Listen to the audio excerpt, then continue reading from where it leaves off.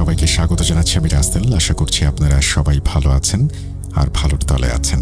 আরও একটা নতুন এপিসোড নিয়ে হাজির হলাম আপনাদের সামনে, এবং আজকের এপিসোডে আমি যে ঘটনাটি শোনাবো সেই ঘটনাটি আপনাদের ভালো লাগবে বলেই আশা করছি, কারণ ঘটনাটি আমাদের পাঠিয়েছেন রিয়াজ রাজ এবং তার ঘটনা আপনারা খুবই পছন্দ করেন। আজকে আমি আশা করব তার ব্যতিক্রম হবে না। চলুন শুরু করা যাক। যেভাবে লেখা আছে আমি সেভাবেই পড়ে শোনাচ্ছি। চারদিক পুরো খুটখুটে অন্ধকার, হয়তো লোডশেডিং হয়েছে। মোস্তাক মোবাইলের ফ্ল্যাশ লাইট জ্বালিয়ে দেখল বিছানায় তার বন্ধু সালাউদ্দিন নেই। সালাউদ্দিনের নাম ধরে ডাকতে ডাকতে মোস্তাক গোটা জায়গাটা খুঁজে বেড়াতে শুরু করে। আশ্চর্য, কোথায় গেল ছেলেটা? বেডরুম আর বাথরুম চেক করা হয়ে গেছে, কোথাও বিন্দুমাত্র অস্তিত্ব নেই ওর। অন্যমনস্কভাবে এদিক সেদিক ফোনের আলো বোলাচ্ছিল মোস্তাক। হঠাৎ তার মনে হলো বারান্দার এক কোণায় সাদা মতো কিছু একটা পড়ে আছে। সেদিকে আলো ফেলতেই যে দৃশ্য প্রত্যক্ষ করল তা দেখে মোস্তাকের হাত থেকে ফোনটা সশব্দে খসে পড়ে। মাটিতে অসহায়ের মতো পড়ে আছে সালাউদ্দিনের নিষ্প্রাণ দেহ। গলায় গভীরভাবে বিঁধে রয়েছে একটা বিশাল আকার ভারী পেন্সিল। কাঠের মেঝেটা রক্তে ভেসে যাচ্ছে। আশেপাশে কোথাও কেউ নেই। আচমকা চোখের সামনে এমন ভয়াল দৃশ্য সহ্য করতে পারল না মোস্তাক। জ্ঞান হারিয়ে লুটিয়ে পড়ে বন্ধুর মৃতদেহের পাশে। আসসালামু আলাইকুম রাসেল ভাই এবং প্রিয় লিসেনার্স, কেমন আছেন? আমি রিয়াজ রাজ, ঠিকানা রামগঞ্জ, লক্ষ্মীপুর। ব্যবসায়িক কারণে বর্তমানে কক্সবাজারে অবস্থান করছি। এর আগে আমার পাঠানো ফকির জিন ঘটনাকে আপনারা যে উষ্ণ ভালোবাসা এবং স্বীকৃতির মোহরে বরণ করে নিয়েছিলেন তার জন্য কৃতজ্ঞতা জানানোর মতো শব্দ ভাণ্ডার হয়তো আমার অভিধানে নেই। তবে বিশাল ওই ভালোবাসার জন্য আরও একটি ভয়ানক সত্য ঘটনা নিয়ে আজকের ইমেল লিখতে বসা। আশা করি এই ঘটনাটিও আপনাদের ভালোবাসার পরশে সিক্ত হবে। আজকের ঘটনাটি আমি সংগ্রহ করেছি আমার খুব কাছের বন্ধু সীমান্তর কাছ থেকে। বর্তমানে সে বাংলাদেশে পুলিশ সদস্যে কর্মরত আছে। আজ থেকে প্রায় 3 বছর পূর্বে বান্দরবনের কোনো এক দুর্গম প্রান্তরে তার পোস্টিং হয়েছিল। তখন এই ঘটনার একটি অংশ হয় সে। ভূত.কমে আমার পাঠানো ফকির জিন শোনার পর সীমান্ত আমায় এই ঘটনা শেয়ার করে। যেহেতু এই ঘটনার সাথে আইনের রক্ষক এবং অলৌকিকতার সংমিশ্রণ রয়েছে, তাই ঘটনার স্থান এবং চরিত্রগুলোর প্রকৃত নাম আমি ছদ্মনামের আবরণে ঢেকে দিয়েছি, এবং আপনাদের বোঝার সুবিধার্থে এই দীর্ঘ ঘটনা মোট 3 ভাগে লিখতে হবে আমাকে। প্রথম ভাগ শুনব বান্দরবনে থাকা কোনো এক ইকো রিসোর্টের কর্মীর মুখ থেকে। ওনার থেকে সীমান্ত আমায় যেভাবে বলেছে সেই প্রেক্ষাপটে আমি ঘটনাটি উপস্থাপন করছি। লেখায় অনিচ্ছাকৃত ভুল থাকলে ক্ষমা সুন্দর দৃষ্টিতে দেখবেন। চলুন আর দেরি না করে শুরু করা যাক। প্রথম ভাগ।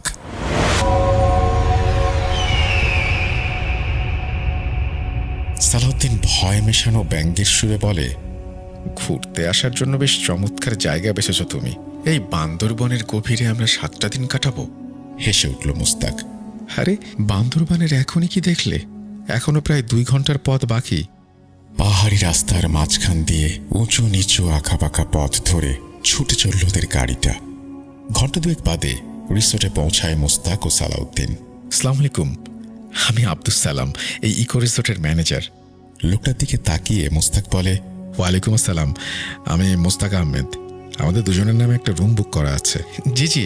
ম্যানেজার রেজিস্টার চেক করে বললেন, মোবারক, মোবারক, যা গিয়ে স্যারকে রুমটা দেখিয়ে আয়, 103টা দেখিয়ে আন। ঘরখানা ভাবনার চেয়েও চমৎকার, বেশ বড় আর খোলামেলা। পূর্ব দিকে একটি বড় উন্মুক্ত বারান্দা। বারান্দায় সুন্দর একটা বেতের দোলনা লাগানো। তখনই সালাউদ্দিন বলে, রুমটা তো ভালো, কিন্তু মোস্তাক সালাউদ্দিনের দিকে তাকিয়ে বলে, কিন্তু কি? না, মানে জায়গাটা কেমন একটু বিদঘুটে গোছের, চারদিকে ঘন ঝোপ জঙ্গল, দূরে দূরে শুধু কয়েকটা জেলে বস্তি। বলি, এইসব জায়গায় কেউ ভ্যাকেশন প্ল্যান করে? সালাউদ্দিনের কথায় মোস্তাক হেসে বলে, আচ্ছা সালাউদ্দিন, আমরা তো দেশ বিদেশের বহু জায়গায় ঘুরে বেরিয়েছি, কিন্তু নিজের এই মাতৃভূমিটাকে কি ঠিক কখনো এক্সপ্লোর করে দেখার চেষ্টা করেছি? তুমি যেগুলোকে ঝোপঝাড় আর জেলে বস্তি বলছো, সেগুলো আমাদের বাংলাদেশের লোক সংস্কৃতির একটা অবিচ্ছেদ্য অংশ, আমাদের কালচারের মূল্যবান অ্যাসেট। মোস্তাককে থামিয়ে সালাউদ্দিন বলে ওঠে, আচ্ছা বেশ বেশ, ঢের হয়েছে, তাহলে এবার বলো আমাদের আজকের প্ল্যানটা কি? মোস্তাক ব্যাগ নামাতে নামাতে বলে, এতক্ষণ টানা ড্রাইভ করে এসেছি, তাই আজ ভাবছি রাতটা রেস্ট নেব, কাল ব্রেকফাস্ট সেরে বেরিয়ে পড়ব গ্রাম বাংলার শোভা দেখতে। মোস্তাকের উত্তরে সালাউদ্দিন আবার বলে, শোভা না ছাই, এই জঙ্গলমহলে ঘুরে দেখার মতো আদৌ কি কিছু আছে? আমার তো যথেষ্ট সন্দেহ আছে। মোস্তাক আবার হেসে বলে, সে না হয় কাল রোববার আগে ম্যানেজার সাহেবকে জিজ্ঞেস করে নেওয়া যাবে, তারপর যাব। রাত 9টা নাগাদ রুমে ডিনার নিয়ে এলো মোবারক। খাবারের প্লেটগুলো টেবিলে নামিয়ে রেখে ও এক কোণে চুপ করে দাঁড়িয়ে রইল।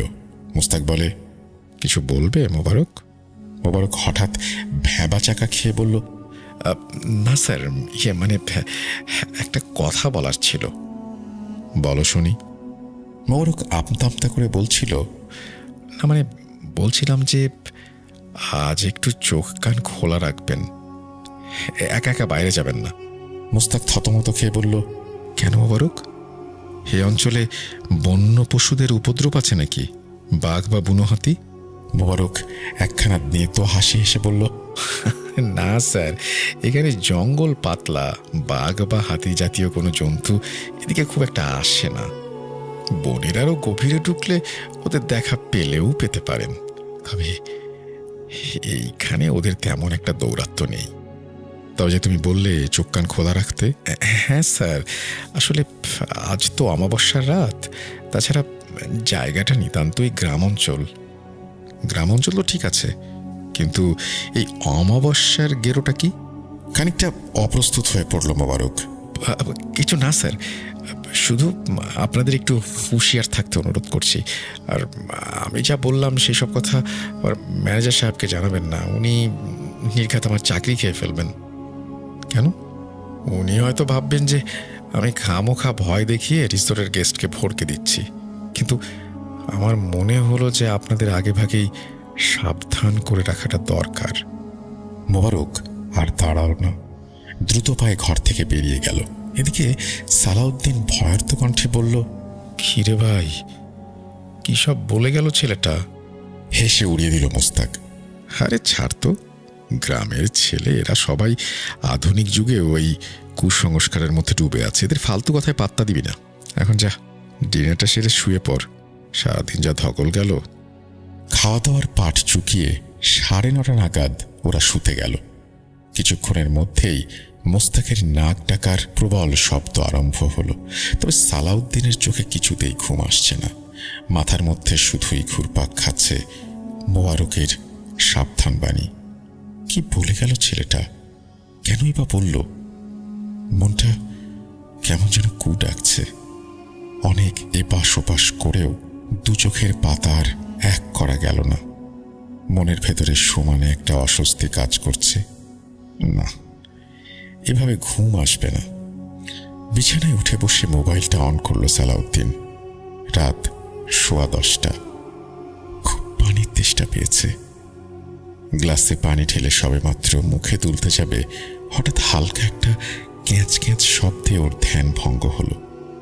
ক্ষীণ হলেও ওটাকে স্পষ্ট শুনতে পায় সালাউদ্দিন। একটু মনোনিবেশ করতেই সালাউদ্দিন বুঝল আওয়াজটা বারান্দা থেকে আসছে। ঘাড় ঘুরিয়ে সেদিকে তাকালো। বারান্দাটা একদম জনশূন্য, শুধু বেতের দোলনাটা অল্প অল্প দুলছে, যেন এতক্ষণ ওখানে কেউ বসেছিল, দোল খাচ্ছিল। সালাউদ্দিন সেটাকে চোখের ভুল ভেবে আবারও পাশ ফিরে শুয়ে পড়ল। চোখটা একটু লেগে এসেছিল। হঠাৎ খুট করে একটা শব্দ হতেই ধড়মড়িয়ে উঠে বসল সে। বাতাসে ফুরফুর করছে অজানা বুনো ফুলের সুমিষ্ট গন্ধ। এদিক ওদিক তাকাতে গিয়ে চোখটা চকিতে আটকে গেল বারান্দার দিকে। সেখানে 0 পাওয়ারের একটা লাইট ল্যাম্প টিম টিম করে জ্বলছে। সেই মৃদু আলোয় ও লক্ষ্য করল দোলনায় কেউ একজন বসে আছে। পেছন থেকে দেখে মনে হলো একটা বাচ্চা মেয়ের অবয়ব, পরনে সাদা ফ্রক, ঘাড়টা একদিকে হেলিয়ে নিথরভাবে বসে আছে বাচ্চাটি। সালাউদ্দিন ফোনটা বের করে ভিডিও রেকর্ড অন করল, যাতে পরবর্তীতে মোস্তাক এটিকে যুক্তি বলে উড়িয়ে দিতে না পারে। ক্যামেরা বারান্দা বরাবর করে সালাউদ্দিন মেয়েটার হাতের দিকে তাকায়। ওর হাতে ওইটা কি? লাইট ল্যাম্পের স্বল্প নীল আলোর মধ্যেও ওই কাঠের বস্তুটা চকচক করছিল। সালাউদ্দিন মৃদুস্বরে বলে ওঠে, কে কে ওখানে? সালাউদ্দিনের ডাকে মেয়েটা ফিরেও তাকালো না। মোস্তাক অঘরে ঘুমাচ্ছে। ওকে জাগানোর দরকার নেই বলে সালাউদ্দিন নিজেই বিছানা থেকে উঠে বারান্দার দিকে এগোলো। মেয়েটা এখনো ওভাবেই পেছন ফিরে বসে আছে। ওর লম্বা খয়েরি চুলগুলো হাওয়ায় এলোমেলোভাবে উঠছে। গায়ের রং অস্বাভাবিক রকমের বিবর্ণ। মেয়েটা বাঁ হাতে কিছু একটা জিনিস আড়াল করে রেখেছে। অনেক চেষ্টা করেও সেটিকে দেখতে পেল না সালাউদ্দিন। হাই মেয়ে, ওঠো। সালাউদ্দিন ধমকের সুরে বলে, কি হলো? কথা কানে যাচ্ছে না? কি চাই তোমার? কেন এখানে এসেছো? ওঠো বলছি। মেয়েটা তখনও সেভাবেই একদিকে ঘাড় কাত করে বসে রইল। ওর প্রশ্নে কোনো রকম কর্ণপাতই করল না। এবার প্রচণ্ড রাগ হলো সালাউদ্দিনের। মেয়েটার হাতটা ধরে একটা প্রবল ঝাঁকুনি দিল সে, কিন্তু পরক্ষণেই বিদ্যুৎ স্পর্শের মতো ছিটকে দূরে সরে গেল সালাউদ্দিন। ধীর স্বরে সে বলল, আরে, হাতটা দেখে আশ্চর্য রকমের ঠান্ডা। এদিকে কাঁধে স্পর্শ পেয়ে মেয়েটা এবার আস্তে আস্তে উঠে দাঁড়িয়েছে। ওর হাতে ধরা জিনিসটা এতক্ষণে চোখে পড়ল সালাউদ্দিনের। একটা পেন্সিল। কি চাই তোর? এখানে কেন এসেছিস? হ্যাঁ মেয়ে, শুনছিস আমার কথা? মেয়েটা এতক্ষণ সালাউদ্দিনের দিকে পেছন ফিরে দাঁড়িয়েছিল, তবে এবার সে ধীরে ধীরে ওর দিকে মুখ ফেরালো। সেই বিভৎস মুখ দেখে সালাউদ্দিনের সর্বাঙ্গে একটা ঠান্ডা শিহরণ বয়ে যায়। ও হয়তো দুঃস্বপ্নেও এমন ভয়ঙ্কর মুখের কথা কল্পনাও করেনি। বিস্ফারিত চোখে দেখল বাচ্চা মেয়েটার ফ্যাকাশে সাদা মুখটা ডিমের খোলার ন্যায় মসৃণ এবং সমান। চোখ, নাক, ঠোঁট কোনো কিছুরই অস্তিত্ব নেই। ঠিক যেন কেউ ধারালো ছুরি চালিয়ে গোটা মুখটা চেঁচে দিয়েছে। মেয়েটা দৃষ্টিহীনের মতো দুহাত প্রসারিত করে এলো পাথারি হাতড়ে বেড়াতে লাগলো। সালাউদ্দিনের বুঝতে একটু সময় লাগলো না যে এটা কোনো সাধারণ মেয়ে নয়। ভয়ে হতবুদ্ধি হয়ে এক পা করে পিছু হটতে লাগলো। এবার মেয়েটা ওর নাগাল পাওয়ার জন্য দুহাত উঁচিয়ে পাগলের মতো এদিক সেদিক ছুটে বেড়াতে আরম্ভ করলো। হাতের কাঠের পেন্সিলটা থেকে থেকে ঝলসে উঠছে নাইট ল্যাম্পের দুর্বল নীলচে আলোয়। একটা শব্দ। সন্তর্পণে পেছনে সরতে গিয়ে হঠাৎ সালাউদ্দিনের হাতে ধাক্কা খেয়ে একটা পিতলের ফুলদানি সশব্দে আছড়ে পড়েছে মাটিতে। মেয়েটি ঘাড় ঘোরালো সেই আওয়াজ লক্ষ্য করে। দৃঢ় পায়ে একটু একটু করে এগোতে আরম্ভ করলো সেই দিকে। ওই অলৌকিক রূপধারিণী চোখ, নাক, মুখবিহীন প্রেত মূর্তিকে নিজের দিকে অগ্রসর হতে দেখে সালাউদ্দিনের মুখ দিয়ে একটা অস্ফুট চিৎকার বেরিয়ে এসেছে, কিন্তু ও কিছুতেই নিজের পা দুটোকে নাড়াতে পারল না। ক্যামেরা মেয়েটির দিকে রেখেই চিৎকার করে বলল, কে আছিস? আমাকে বাঁচা। যেন কেউ মেঝের সঙ্গে ওর পা দুটোকে পেরেক দিয়ে ঠুকে দিয়েছে। মরিয়া হয়ে পালাতে গিয়ে সালাউদ্দিন হুমড়ি খেয়ে আবারও মেঝেতে পড়ল। মেয়েটা এখন অনেকটা কাছে এসে পড়েছে। মুহূর্তে লেপা মোছা মসৃণ ডিম্বাকৃতি মুখাবয়ব এখন ঠিক ওর সম্মুখে। শেষবারের মতো নিজের সর্বশক্তি দিয়ে চেঁচিয়ে উঠল সালাউদ্দিন, ডাকল মোস্তাককে। পর মুহূর্তেই একটা ঝকঝকে ফলা সবেগে নেমে আসে। মেয়েটা তার হাতের পেন্সিলটা বিদ্ধ করে দিয়েছে ওর গলায়। যন্ত্রণায় ছটফট করছে সালাউদ্দিন। ফোনটা পাশে রেখেই পড়ে যায়। সালাউদ্দিনের সে অমানসিক চিৎকার শুনে বিছানায় ধড়মড়িয়ে উঠে বসেছে মোস্তাক। এর পরের ঘটনা আপনারা শুনেছেন। সকালে পুলিশ এসে সালাউদ্দিনের লাশ উদ্ধার করে, কিন্তু খুঁজে পায়নি সালাউদ্দিনের মোবাইল ফোন। অনেক তদন্ত হবার পরেও খুনের রহস্য উন্মোচিত হয়নি। বাধ্য হয়ে পুলিশ ওই রিসোর্টকে সাময়িকভাবে বন্ধ ঘোষণা করে। মুস্তাক যেদিন ফিরে আসবে সেদিন মোবারককে ডেকে বলে, জ্ঞান আমি সালাউদ্দিনের লাশ দেখে হারাইনি, ওর ফোনে ধারণকৃত ভিডিও দেখে হারিয়েছিলাম। আমি জানি ফোনটা তোমাদের কারো কাছে আছে, তবে এসব পুলিশকে না জানানোর মূল কারণ তারা কেউ আমার কথা বিশ্বাস করবে না। সারা জীবন আমি নিজেই এসব কুসংস্কার বলে আখ্যা দিয়ে এসেছি।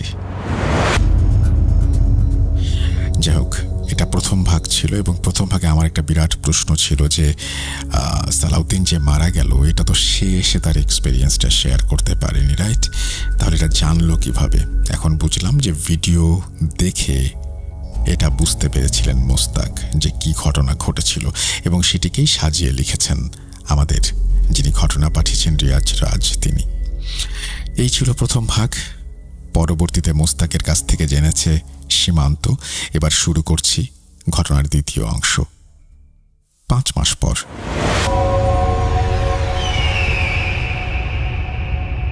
হ্যালো, ইন্সপেক্টর জহিরুল ইসলাম স্পিকিং। স্যার, আমি থানা থেকে নাজমুল বলছি। হ্যাঁ, বলো নাজমুল। সব জায়গায় ফোর্স পাঠানোর ব্যবস্থা হয়ে গেছে তো? Yes sir. ওকে। খুনি প্রত্যেক অমাবস্যার রাতেই খুন করতে বেরোয়।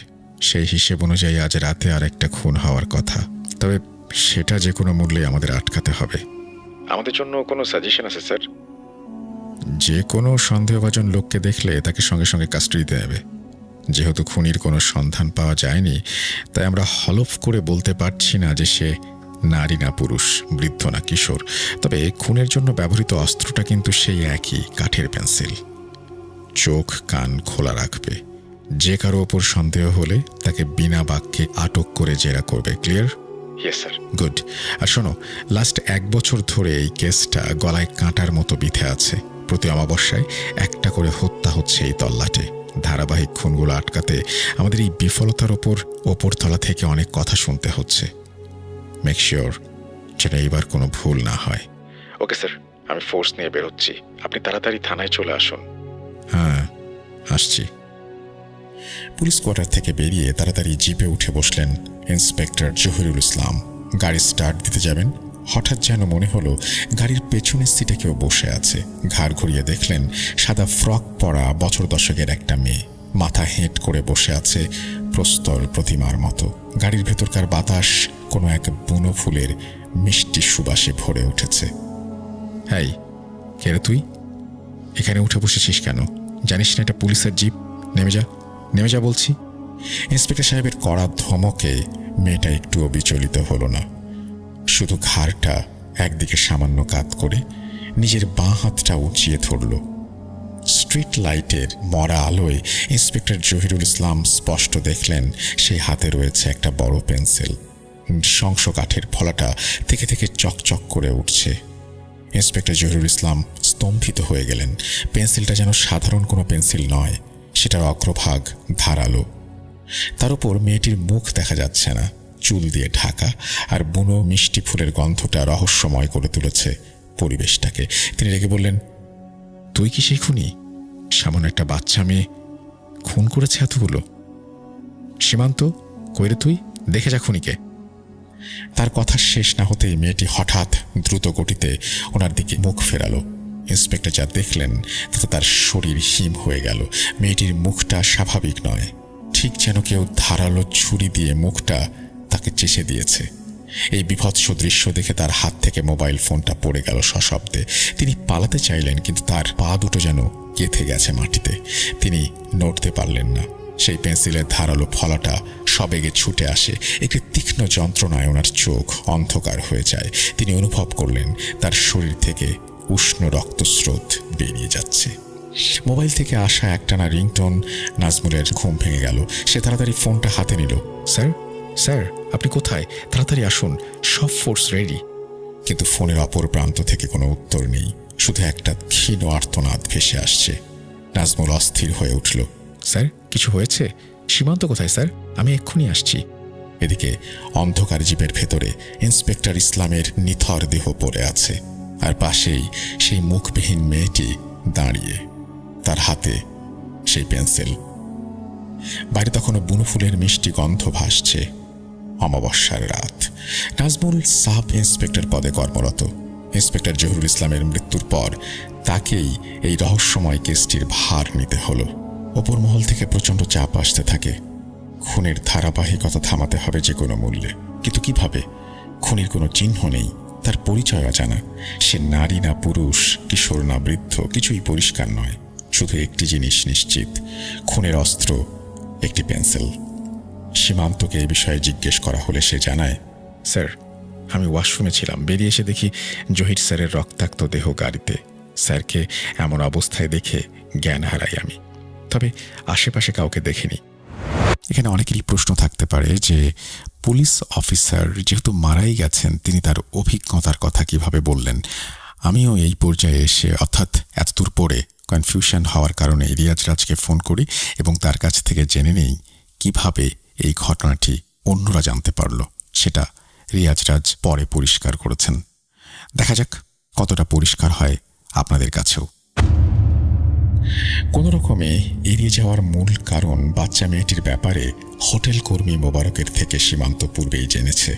এখন সবটা বললে ওই মেয়ের অস্তিত্ব খোঁজার জন্য সীমান্তকে প্রশ্নের সম্মুখীন হতে হবে, যার উত্তর সীমান্তর কাছে নেই। তাছাড়া খুনি কোনো জিন ভূত এসব শুনলে সীমান্তকেই না খুনির ট্যাগ লাগিয়ে দেয়। পরবর্তী অমাবস্যার রাত। নাজমুল তার টিমের সদস্যদের নিয়ে থানার ভেতরে বসে আছে।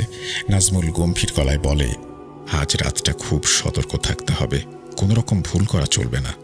তখন কনস্টেবল শওকত বলে, স্যার, আমরা তো সব জায়গায় ফোর্স মোতায়েন করেছি, গুরুত্বপূর্ণ পয়েন্টগুলোতে নজরদারিও বাড়ানো হয়েছে। বান্দরবনের এই এলাকাটা এমনিতেই অনেক গভীর, এখানে লোকালয় কম। খুনি ঠিক কোন এলাকা থেকে আসে সেটা বোঝা যাচ্ছে না। নাজমুল মাথা নাড়ল। হ্যাঁ, এটাই সবচেয়ে বড় সমস্যা। এদিকে আবার এলাকাবাসী এটিকে জিন ভূতের কাজ বলে বেড়াচ্ছে। আমাদের কি তাদের কথা বিশ্বাস করা উচিত? এসব কুসংস্কারে এখন বিশ্বাস আনবো আমরা? কনস্টেবলের কথায় সবাই হেসে ওঠে। নাজমুল আবার দীর্ঘশ্বাস ফেলে বলে, আমি জানি, কিন্তু ঘটনার পারিপার্শ্বিকতা এতটাই অদ্ভুত যে অবিশ্বাস করাও কঠিন। কোনো ক্লু পাচ্ছি না, কোনো ফরেন্সিক প্রমাণ নেই, শুধু একটা পেন্সিল আর বুনো ফুলের গন্ধ, যা খুন হওয়ার স্থানে প্রতিবারই অনেক বেশি থাকে। অর্থাৎ গন্ধটা কিভাবে পায় বা প্রত্যেকটা মার্ডার হওয়ার সময়ই যে গন্ধ পেয়েছিল তারা, সেটা কিভাবে পাওয়া যায় সেটা এখন পরিষ্কার হলো। কিন্তু হঠাৎ থানার ফোনটা বেজে উঠল। নাজমুল দ্রুত ফোন ধরে। হ্যালো, কে বলছেন? স্যার, আমি রহিম বলছি, লামার চেকপোস্ট থেকে। হ্যাঁ রহিম, কি খবর? স্যার, এখানে একটা লাশ পাওয়া গেছে। একজন মাঝবয়সী লোক, গলায় পেন্সিল বিঁধে আছে। আর কি? স্যার, চারিদিকে বনো ফুলের গন্ধ ছড়িয়ে পড়েছে। কি, এত তাড়াতাড়ি খুন? আসছি। ফোনটা রেখে নাজমুল তার টিমকে বলল, দ্রুত চলো, লামায় অলরেডি খুন হয়ে গেছে। অমাবস্যার নিকোষ কালো রাত। আকাশে চাঁদ নেই, টিম টিম করে তারারা জ্বলছে, আর নিভে গেল কোনো এক জীবনের জ্বলন্ত প্রদীপ। লামার চেকপোস্টে পৌঁছে নাজমুল দেখল পুলিশ ইতোমধ্যেই ঘটনাস্থল ঘিরে রেখেছে। চারপাশে উৎসুক জনতার ভিড়, সবার চোখ মুখে ভয়। নিহত ব্যক্তির দেহ মাটিতে, গলায় সেই পরিচিত কাঠের পেন্সিলটা বিঁধে আছে, চারপাশে বুনো ফুলের মিষ্টি গন্ধ।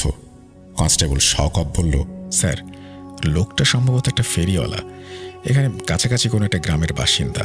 নাজমুল বলল, কেউ কিছু দেখেছে? না স্যার, এই সময় এখানে লোকজনের আনাগোনা কম থাকে, রাত বিরাতে কেউ সাধারণত বের হয় না, বিশেষ করে এই অমাবস্যার রাতে। নাজমুল গভীর চিন্তায় ডুবে যায়। প্রতি অমাবস্যায় এই খুন, একই ধরনের অস্ত্র, বুনো ফুলের গন্ধ।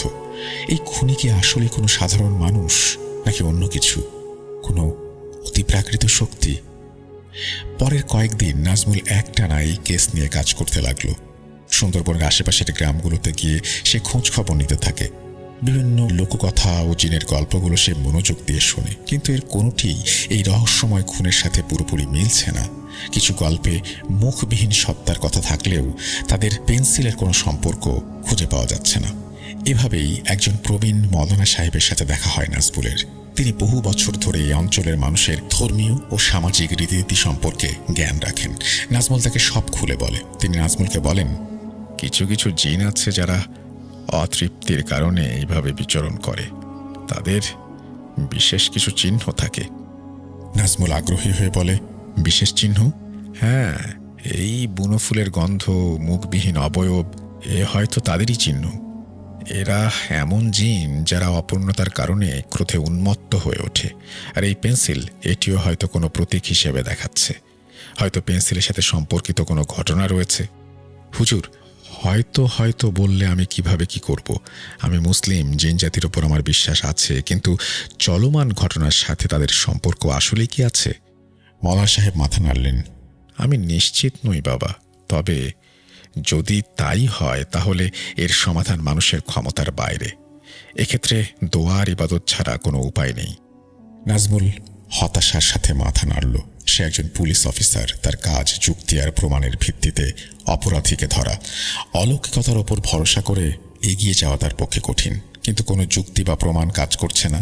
দ্রুত খবর নিতে নিতে নাজমুলের হাতে আসে এক বিশেষ তথ্য, যা অনেকের বলা ঘটনার সাথে মিলে যায় বারবার। নাজমুল অনেকটা নিশ্চিত হয়ে যায় এই কেসের সাথে খুনের কোনো না কোনো সম্পর্ক রয়েছে। এখানে শেষ হলো ঘটনার দ্বিতীয় ভাগ। এবার তৃতীয় এবং শেষ ভাগ লিখছি। সীমান্তের কাছে যখন শেষের অংশটি শুনলাম, তখন অমিত দাদার নামটা সে বলে। সাথে সাথে আমি অমিত দাদাকে কল দিতে বলি। ঘটনার প্রেক্ষাপট অনুযায়ী পূর্বের ন্যায় আমি এটিকেও ধারাবাহিকতার সাথে মিলিয়ে লিখছি।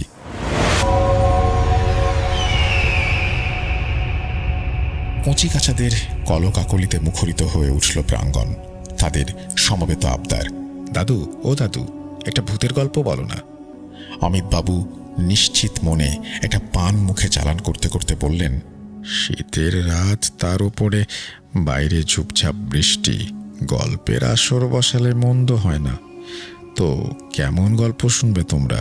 অর্ণব লাফিয়ে উঠে বলল, সত্যি ভূতের গল্প। বন বিভাগের অবসরপ্রাপ্ত অধিকারী অমিত চক্রবর্তী প্রায় 5 বছর আগে চাকরি থেকে নিবৃত্ত হয়েছেন। শীতের ছুটিতে তার 2 ছেলে আর 2 মেয়ে এখন বাড়িতে এসেছে এবং তাদের সাথে হাফ ডজন দস্যি ডাকাতের দলও হানা দিয়েছে এই চক্রবর্তী ভিলায়। এই মুহূর্তে অমিতবাবু তাদেরই সমবেত আক্রমণে জর্জরিত। নরম ঠান্ডা রাত, সাথে সকাল থেকে এক নাগাড়ে বৃষ্টি। ঠান্ডাটা যেন অনেক বেড়ে গেছে। সকাল থেকে লাইটটাও নেই। আলোয়ানটা ভালোভাবে জড়িয়ে নিয়ে অমিতবাবু বললেন, একই রাতের বেলা, তার উপরে লোডশেডিং, তার উপর আবার ভূতের গল্প। ভয় টয় পাবি না তো? না দাদু, আমরা কেউ ভয় পাই না। সাহসে টকবক করে উঠল 5 বছরের লিলি।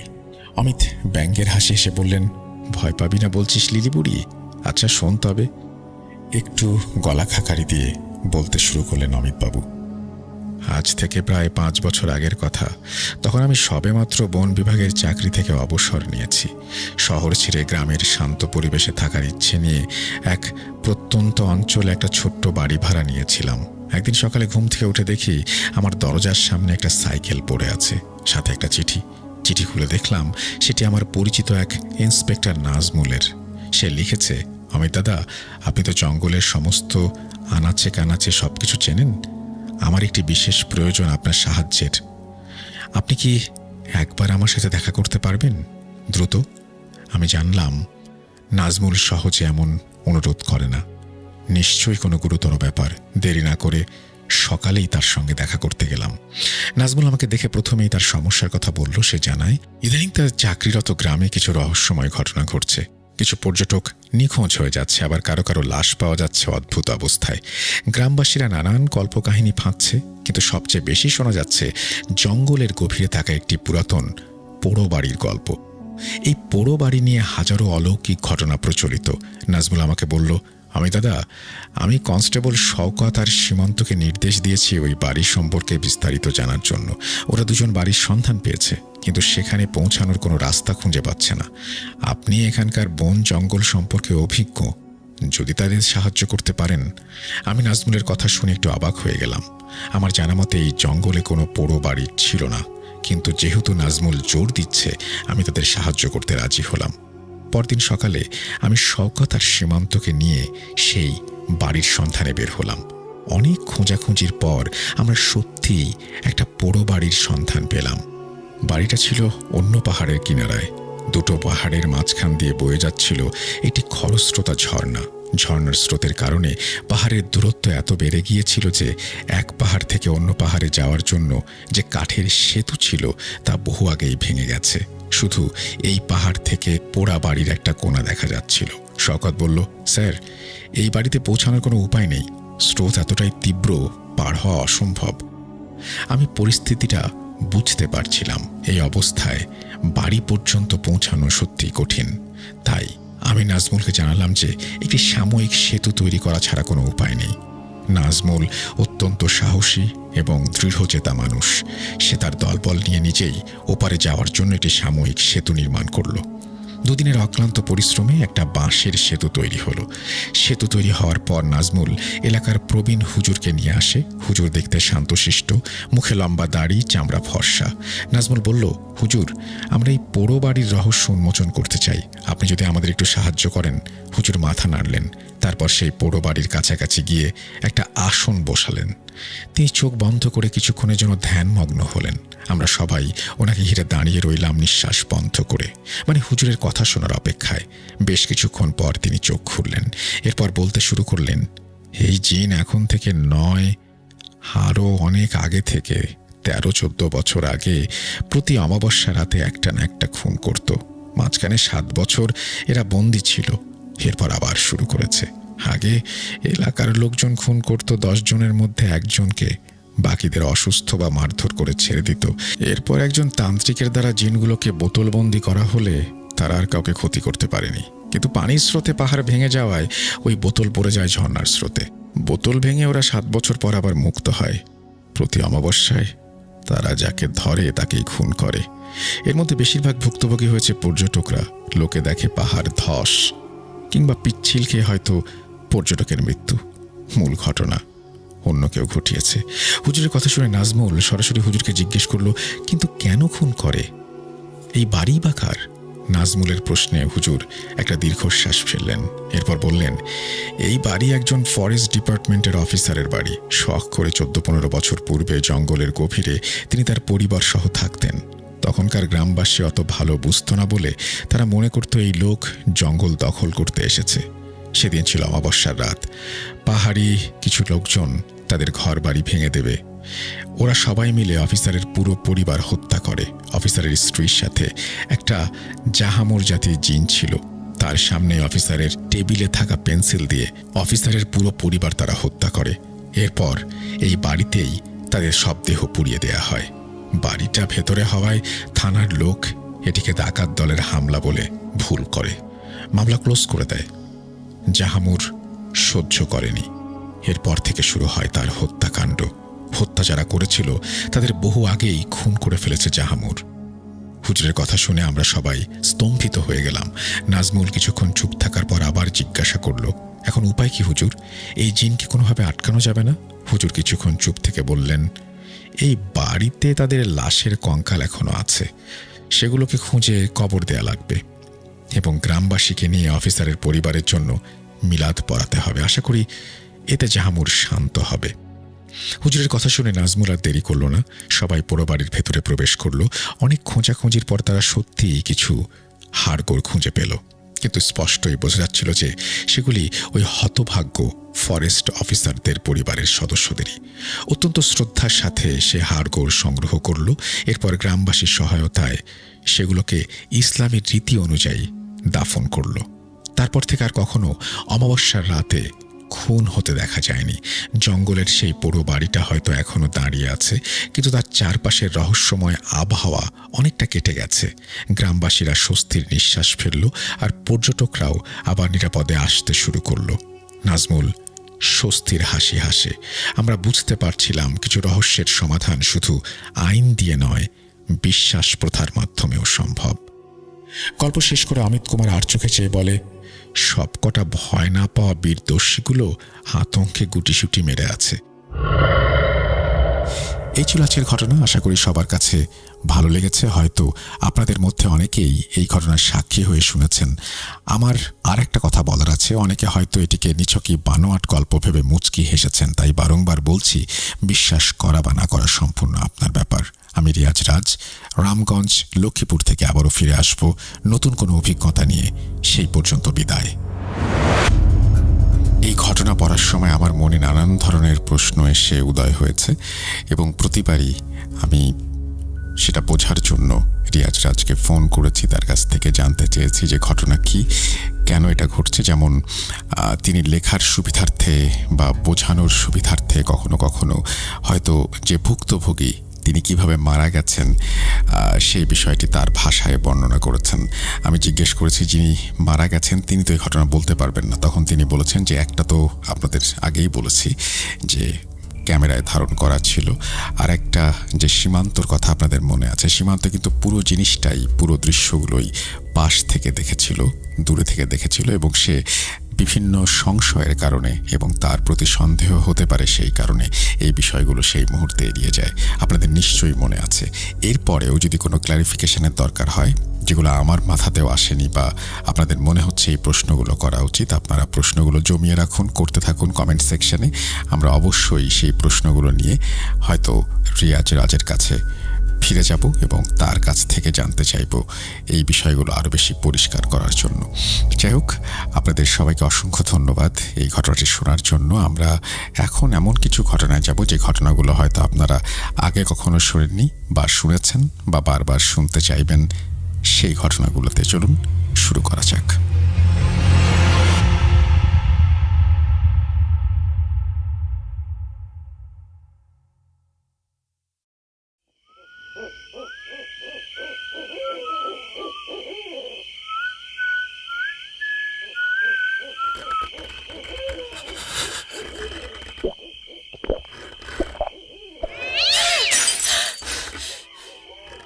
আজ আবার শুনতে পাচ্ছেন শব্দটা? আমার আয়নার ভিতরে রোজ এভাবেই আসে।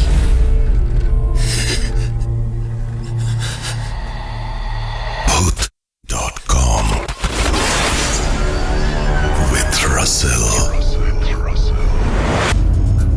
আপনাদের সবাইকে স্বাগত জানাচ্ছি। আমি রাসেল। আশা করছি আপনারা সবাই ভালো আছেন, ভালোর দলে আছেন। আরও একটা এপিসোড নিয়ে হাজির হয়ে গেলাম আপনাদের সামনে এবং আজকে এপিসোড নাম্বার 227। আর কোরবানি ঈদ খুব কাছাকাছি, সুতরাং যারা এখনও ঘটনা পাঠাননি তারা দ্রুত পাঠিয়ে দেবেন। অলরেডি সুকান্ত মাইতির ঘটনা আমাদের হাতে এসে পৌঁছেছে। আমরা সম্ভবত ঈদে আপনাদেরকে আরও একটা সাব্বির জির ঘটনা উপহার দিতে পারবো। সুতরাং এই সপ্তাহ ধরতে গেলে, আসলে সেভাবে বলতে গেলে শেষ সপ্তাহ যেখানে আপনারা ঘটনা পাঠাবেন, এরপরে আসলে ঘটনা নেওয়াটা খুব ডিফিকাল্ট হয়ে যাবে আমাদের জন্য। তারপরেও চেষ্টা করব, আপনারা একটু চেষ্টা করুন যত দ্রুত সম্ভব ঘটনা পাঠিয়ে দিতে। আমি একটু শেয়ার করি আমাদের ইমেল অ্যাড্রেস russell.booth.com@gmail.com। আপনার নাম, ঠিকানা এবং ফোন নাম্বার সহ আপনার জীবনে ঘটে যাওয়া বা আপনার জানা সেরা ঘটনা লিখে পাঠিয়ে দিন আমাদের ঠিকানায়। যারা স্টুডিওতে আসতে চান তারা সরাসরি লিখে পাঠান যে আপনি স্টুডিওতে এসে ঘটনা শেয়ার করতে চান, আর যারা চান যে আপনার ঘটনা আমরা পড়ে শোনাই তারা উল্লেখ করে দেবেন ঘটনাটা পড়ে শোনানোর জন্য। দেশের বাইরে যারা আছেন তাদেরকে রিকোয়েস্ট করব, ঘটনা যারা পাঠাচ্ছেন তারা অবশ্যই ঘটনাটি রেকর্ড করে পাঠাবেন। লিখেও পাঠাতে পারেন, কোনো সমস্যা নেই, কিন্তু রেকর্ড করে পাঠালে আপনি কত দূরে আছেন বিভিন্ন দেশে থেকেও তারপরে মনে হয় যে we are very much connected. So এই জন্যই আমি সবসময় লিখে পাঠানোর কথা তো বলি, যদি সম্ভব হয় তাহলে অডিও ক্লিপ দিতেও বলি। অনেকে আবার বিদেশে থাকেন যারা, তারা প্রচণ্ড ব্যস্ত সময় কাটান আমরা জানি, সে কারণে হয়তো লেখার চাইতে প্রেফার করেন ঘটনাটা পড়ে শোনানোর জন্য বা বলার জন্য। সো এটা তো খুবই ইজি, আপনি আপনার মোবাইল ফোনটি হাতে নিন, সেখানে গিয়ে রেকর্ড করে ফেলুন স্টোরিটি এবং পাঠিয়ে দিন আমাদের কাছে। আরও একটা কথা বলি, যারা আমাদের এখানে ঘটনা পাঠাচ্ছেন, তো হয়তো আপনি যখন পাঠাচ্ছেন তারপরে আমাদের ঘটনা প্রচার করতে হয়তো একটু দেরি হয়, কিন্তু যদি এইখানে ঘটনা পাঠিয়ে থাকেন তাহলে আমি চাইবো যে ঘটনাটি শুধু এখানেই পাঠাবেন, কোনো জায়গায় প্রকাশ করবেন না, ফেসবুক বা যে কোনো সোশ্যাল মিডিয়া কোথাও না। তাহলে হয় কি যে তখন মনে হয় যে এই ঘটনাটি মনে হয় পুরনো, তো আমি সেটা একেবারেই চাই না। যাই হোক, আমরা কথা না বলে সরাসরি ঘটনায় চলে যাব। যেভাবে লেখা আছে সেভাবেই শুরু করছি আমাদের আজকের 227তম এপিসোডের প্রথম ঘটনাটি। রাসেল ভাই, আমার ঘটনা প্রচারিত আগে হয়েছে, তার জন্য আপনাকে অসংখ্য ধন্যবাদ জানাই, কিন্তু একটু দুঃখ প্রকাশ করছি কারণ আমার ঘটনা সিলেক্টেড হয়েছে তা আমি জানতে পারিনি। যাই হোক, দয়া করে এবার জানাবেন। এবার আমি জানিয়ে দিয়েছি। যাই হোক, এবার তিনি লিখছেন, আবারও ধন্যবাদ আপনাকে আমার ঘটনা সিলেক্ট করার জন্য। ঘটনার সময়কাল 2001 সালের গ্রীষ্মের সময়। সেদিন সাজিদ ভাইয়ের এলাকার এক বড় ভাই অ্যাক্সিডেন্টে মৃত্যুর কারণে ওই বড় ভাইয়ের দাফন ও জানাজা শেষ করে বাড়ির দিকে ফিরবেন। এমন সময় তার ফোনে একটা কল আসে, অচেনা নাম্বার। সাজিদ ভাই কলটা এড়িয়ে গিয়ে বাড়ির উদ্দেশ্যে হাঁটা শুরু করেন, কিন্তু বারবার কল আসার কারণে এক প্রকার বিরক্ত হয়েই কলটা রিসিভ করেন। ফোনের ওপাশ থেকে একটা ছেলের ভয়েস, বয়স 20 কি 21 বছর। ওই ছেলে তার পরিচয় দেয়, তার নাম সবুজ। সবুজ একটা সালাম দিয়ে বলে, ভাই, আপনি কি সাজিদ? সাজিদ ভাই সালামের উত্তর দিয়ে বলেন, হ্যাঁ আমি সাজিদ। ভাই, আমি আপনার এক চেনা পরিচিত লোকের কাছ থেকে নাম্বার নিয়ে আপনাকে কল করছি। আমাদের পুরো পরিবার সমস্যার মধ্যে দিয়ে যাচ্ছে, আপনি আমাদের বাসায় একবার আসুন। আচ্ছা, আমি যাব। সাজিদ ভাই সময় করে 2-3 দিন পর সবুজের দেয়া ঠিকানায় পৌঁছান। সবুজদের বাড়ি যান, সবুজদের সাথে দেখা করেন। সবুজদের বাড়িটাতে কেমন একটা গুমোট ভাব, আর সাজিদ ভাই দেখেন কালো কালো কয়েকটি শেয়াল বাড়ির মধ্যে বসে আছে এবং তাকে দেখে তারা উঠে দাঁড়িয়ে গোঁ গোঁ করতে থাকে। সাজিদ ভাই একটা সূরা পড়ে নিজের গায়ে ফু দেন। এরপর তাকে দাদার রুমে নিয়ে যেতে চাইলে সাজিদ ভাই সবুজকে বলেন, দাঁড়ান ভাই, আগে আমি আপনার সাথে কথা বলতে চাই। সমস্যা কার এ বিষয়ে? তখন সাজিদ ভাইকে ছাদে নিয়ে আসা হয়। সাজিদ ভাই অস্বস্তি অনুভব করেন, একটা খারাপ কিছুর অস্তিত্ব অনুভব করতে পারেন তিনি। সবুজ এবার বলতে শুরু করে। মূলত সমস্যা সবুজের দাদার। দাদার নাম নাইম, উনি একজন ডাক্তার। এই বছর ঈদের ছুটিতে বাড়ি আসেন নাইম। সবকিছু ঠিকই ছিল, কিন্তু তিনি ডাক্তার হওয়ায় তাকে বেশিরভাগ সময়ই বাইরে থাকতে হতো। নাইম ও তার স্ত্রী একসাথে হসপিটালের কোয়ার্টারে থাকতো। সেদিন নাইমের নাইট ডিউটি ছিল, তাই রাতের খাওয়া দাওয়া শেষ করে ডিউটিতে যোগ দেয়। বেশ কয়েকদিন ধরে নিম্নচাপ হওয়ার কারণে সেদিনও ঝিরিঝিরি বৃষ্টি হচ্ছিল। আকাশ কালো মেঘে ঢাকা, মাঝে মাঝে বিদ্যুতের ঝলকানি ও বজ্রপাত। সময় তখন প্রায় রাত 2টার মতো। সেই এলাকার থানা থেকে একটা লাশ আসে। লাশটা সাদা কাপড়ে ঢাকা। নাইম নর্মালি কাপড়টা সরিয়ে দেখে একটা লোকের বয়স 50 থেকে 55-র মধ্যে, কিন্তু লাশটা দেখে বোঝা যাচ্ছে বেশিক্ষণ লাশ রাখা যাবে না। লাশের মাথা একপাশে থ্যাঁতলানো, বুকের কিছু অংশ খুবলে খাওয়া, যেন মনে হচ্ছে কোনো জন্তু খেয়েছে। একটা হাত কাটা ছিল, তাই নাইম আর দেরি না করে লাশটাকে পোস্টমর্টম করার জন্য পাঠিয়ে দেয় আর বলে কালকে এটা রেডি করে অবশ্যই দিতে হবে। প্রায় আধ ঘন্টা পর হাসপাতালের একজন স্টাফ এসে বলে, স্যার, ডোমরা লাশ কাটতে চাইছে না, তারা বলছে লাশের সাথে কি যেন একটা সমস্যা। তো নাইমের মেজাজ খারাপ হওয়ায় নাইম নিজে ডোমদের কাছে যায় কথা বলার জন্য। নাইম ডোমদের বলে, কি সমস্যা? এতদিন যাবৎ লাশ কাটছো, আর এখন কি সমস্যা হচ্ছে? নেশা করে আছো তাই কাজে ভুল হচ্ছে নাকি? যাও, গিয়ে কাজ শেষ করো। ডোমরা বলে, স্যার, আমাদের মাফ কইরেন, পারলে চাকরি যাইলে যাজ্ঞা, এই লাশ মোরা কাটতে পারুম না, জান থাকলে কাজ অনেক পামুনে। নাইম ডোমদের জিজ্ঞেস করে, আরে কি হয়েছে একটু বলবে তো? তখন একজন সিনিয়র ডোম বলে, স্যার, আমরা দুজন একটা লাশ কাটছিলাম, তখন দুজন ওই লোকের লাশ রেখে আসে। যথারীতি আমাদের হাতের কাজ শেষ করে ওই লোকের লাশটা টেবিলে তুলেছি। লাশটা কাটার জন্য ছুরি হাতে নিয়েছি, তখন মনে হলো লাশটা একটু নড়ে উঠল। মুহূর্তের জন্য আমরা দুজন চোখের ভুল মনে করে লাশ কাটবো, লাশের বুকে ছুরি বসাতেই লাশটা কেমন যেন শটান হয়ে যায়। আমরা ভয়ে দুজনেই পড়ে যাই, আবার দুজনে উঠে লাশটাকে শুইয়ে লাশটার বুকটা ফেড়ে ফেললাম। ঠিক তখনই লাশটা ওই অবস্থায় আবারও শটান হয়, আর ভয়ে আমরা মর্গ থেকে বেরিয়ে এসেছি সেই কারণেই। নাইম জানতে পারে যে সেই ডোম এক জায়গায় আঘাতও পেয়েছে। সেই ক্ষতস্থানটি তিনি দেখতে চান। সেই ডোম তার ক্ষতস্থানটি দেখায়, সত্যিই তার গলার একপাশে হাতের ছাপ। সে দাবি করে এটা তার লাশের কাছ থেকেই সৃষ্টি হয়েছে। নাইম আর 7-5 না ভেবে মর্গের দিকে যায় নিজেই পোস্টমর্টম করার জন্য। নাইম পোস্টমর্টম শুরু করে। বেশ কিছুক্ষণ পর হঠাৎ নাইম একটা বিড়ালের কান্নার শব্দে পেছন ঘুরে তাকায় আর দেখে একটা কালো বিড়াল ওখানে বসে আছে। নাইম বিড়ালটাকে তাড়ানোর চেষ্টা করে, বিড়ালটা যাচ্ছিল না, তাই নাইম এগিয়ে গিয়ে সজোরে একটা লাথি মারে বিড়ালটাকে, আর বিড়ালটা বেশ কিছু দূরে ছিটকে যায়। তারপর সে গড়গড় করতে থাকে, একবার পেছনে ফিরে তাকায়, তারপর চলে যায়। নাইম তখন ওই লাশের হাত সেলাই করছে, এমন সময় সে লক্ষ্য করে লাশের মুখে একটা হাসি। নাইম 7-5 না ভেবে কাজ শেষ করে, কেবিনে এসে রেস্ট নিয়ে পরের দিন বাড়ি ফেরে। বাড়ি ফেরার পর তার স্ত্রী তাকে জড়িয়ে ধরে কাঁদতে থাকে। নাইম জিজ্ঞেস করে কি হয়েছে। স্ত্রী জানায়, নাইমের স্ত্রী গতকাল রাতে ঘুমিয়েছিল, হঠাৎ তার ঘুম ভাঙে বিড়ালের রাগে গজরানোর শব্দে। শব্দটা বেশ জোরেই হচ্ছিল।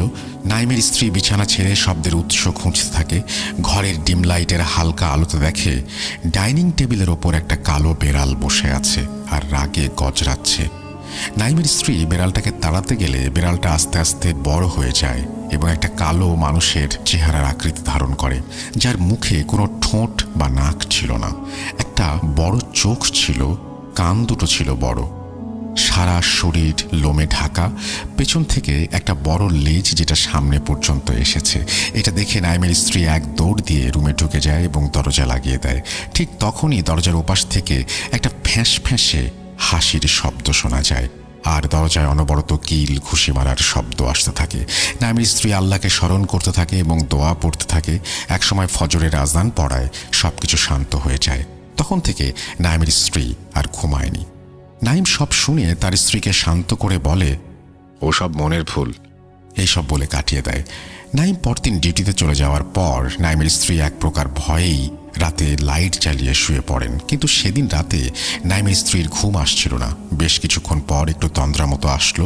হঠাৎ চিরচির শব্দ হয়ে ঘরের লাইটটা দপ করে নিভে যায়। নাইমের স্ত্রী এক লাফ দিয়ে বিছানা থেকে উঠে বসে আর বাইরে থেকে আসা ল্যাম্প পোস্টের আবছা আলোয় দেখতে পায় ঘরের দেয়ালের টিকটিকির মতো একটা মানব আকৃতির জন্তু ঘুরছে। এরপর এক লাফে সেই জন্তু নাইমের স্ত্রীর সামনে এসে বসে আর লম্বা একটা জিহ্বা দিয়ে নাইমের স্ত্রীর দিকে লিকলিকে জিপটি বাড়িয়ে দেয়। নাইমের স্ত্রীর মুখ থেকে কোনো আওয়াজ বের হচ্ছিল না। সেই জন্তু আকৃতির অবয়বটা এবার তার চারপাশে ঘুরতে থাকে। নাইমের স্ত্রী ভয়ে কাঁপতে কাঁপতে সেখানেই জ্ঞান হারিয়ে ফেলে। পরদিন সকালে নাইম বাড়ি এসে দরজা ধাক্কাতে থাকে, কিন্তু দরজা কেউ না খোলায় নাইম আশেপাশের প্রতিবেশীদের সঙ্গে নিয়ে দরজা ভেঙে ভেতরে ঢোকে। ভেতরে ঢুকে তারা বেডরুমে গিয়ে দেখে তার স্ত্রী অচেতন অবস্থায় বিছানার উপরে পড়ে আছে। নাইম তার স্ত্রীর শরীরের কিছু জায়গায় লালচে ধরনের কয়েকটি দাগ লক্ষ্য করে এবং সে তার স্ত্রীর জ্ঞান ফেরায়। তার স্ত্রী সবকিছু বিস্তারিত জানায়। সেদিন নাইম হসপিটালের উচ্চপদস্থ কর্মকর্তাদের কাছ থেকে ডিউটি শিফট করে। সেদিনই আবার ডে শিফট ডিউটি করে। সারাদিন কাজ করে, ফলে নাইমের সেদিন টায়ার্ড লাগছিল, তাই বিছানায় শোয়ার সাথে সাথেই সে ঘুমিয়ে পড়ে। নাইমের ঘুম ভাঙে রেডিওর শব্দে, কিন্তু সেটা কোনো গানের শব্দ ছিল না। শব্দটা ছিল রেডিওর নেটওয়ার্ক না ধরলে যেমন শব্দ হয় ঠিক তেমন। নাইম ঘুম ভেঙে দেখে তার স্ত্রী পাশে নেই। নাইম শরীরের সব জড়তাকে পেছনে ঠেলে সরিয়ে তার স্ত্রীকে খুঁজতে থাকে। মনে মনে এটাও ভাবতে থাকে তার ঘরে তো রেডিও নেই, তাহলে রেডিওর শব্দ আসছে কোত্থেকে। সেই সময় তার পরিস্থিতি ছিল এমন যে কোনো তীব্র মাদক সেবন করলে যেমন হয় ঠিক তেমন। নাইম যেন এক প্রকার ঘোরের মধ্যেই হাঁটছে। ঘরের মধ্যে এক সময় ধোঁয়া ভর্তি হয়ে যায় আর নাইমের মনে হয় সে যেন এক ধোঁয়াময় পৃথিবীতে বন্দী, চারিদিকে ঘুরছে কিন্তু কোনোভাবেই সেইখান থেকে বের হতে পারছে না। এমন সময় নাইম একটা গর্তের মধ্যে পড়ে যায়। এবার সে দেখতে পায় সে অন্ধকারের মধ্যে শুয়ে আছে, কিন্তু আশেপাশে হাত দিয়ে অনুভব করে চারিদিকে মাটির দেয়াল। পারছে না উঠে বসতে, পারছে না দাঁড়াতে। নাইম বুঝতে পারে যে সে একটা কবরে বন্দি আছে। সে জোরে জোরে চিৎকার করছিল বাঁচার জন্য, কিন্তু কোনো সাড়া পাচ্ছিল না। শেষ পর্যন্ত সে কালেমা পড়তে থাকে আর কাঁদতে থাকে আল্লাহর কাছে তওবা করে। এমন সময় একটা হাত দেখতে পায়, যে হাত দেখে নাইম বুঝেছিল সেই হাতটা তাকে এখান থেকে বের করে বাইরে নিয়ে যেতে সাহায্য করবে। নাইম হাতটা ধরে আর তার অসম্ভব ঘুম পায়। নাইম ঘুমিয়ে যায়। নাইমের ঘুম যখন ভাঙে তখন সে দেখে একজন বয়স্ক ভদ্রলোক তার মাথায় হাত বুলিয়ে দিচ্ছে আর দোয়া পড়ে ফু দিচ্ছে। নাইমের জ্ঞান ফিরলে নাইমকে ওই বৃদ্ধ ভদ্রলোক জিজ্ঞাসা করেন, বলো তো বাবা, কি হয়েছিল তোমার সাথে? নাইম বিস্তারিত ঘটনা বলে।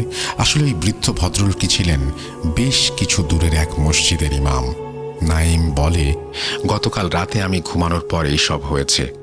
তখন ওই বৃদ্ধ ইমাম বলেন, বাবা, তুমি বিগত 15 দিন ধরে এমন অবস্থায় ছিলে।